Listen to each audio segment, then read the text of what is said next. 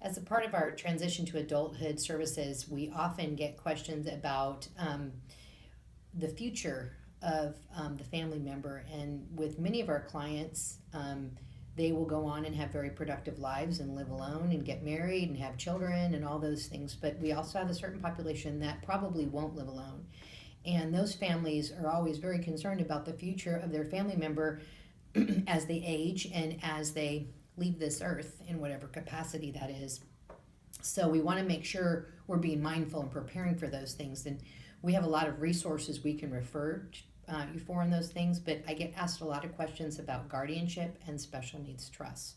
So if you're concerned about your family member not living alone and maybe living in a group home or some community that's designed for special needs, it's going to be important that you look into these types of things. Guardianship needs to occur at 18, and the reason guardianship is important is that when you have guardianship, you can make medical decisions, you can make monetary decisions. There's certain decisions you're allowed to make once your family member with special needs is an adult.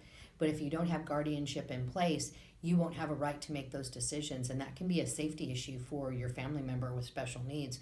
For example, if they're in the hospital, you're not able to make those decisions for them because you're not a legal guardian, they're an adult.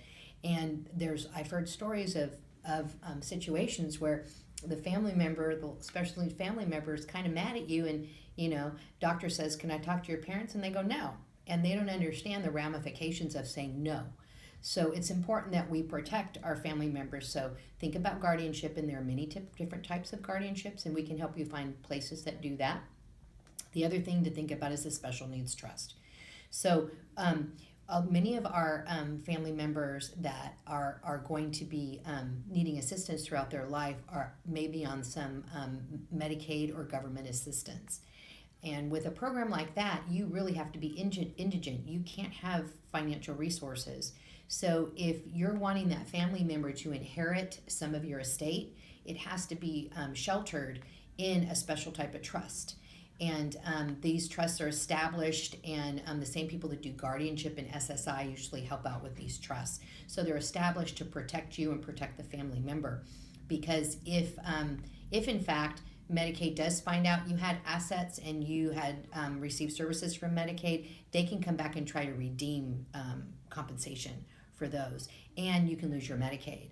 And so many of our kiddos are not on Medicaid because of financial reasons, but they're on it because of a medical condition. So we have to be mindful, and there's also different types of insurance policies and things that can affect the income of that person. They, in your death, they would receive a death benefit, and that could take them right over the Medicaid cap. So it's real important you look into those things. So if you need resources on that, just let us know. We'd be more than happy to help you.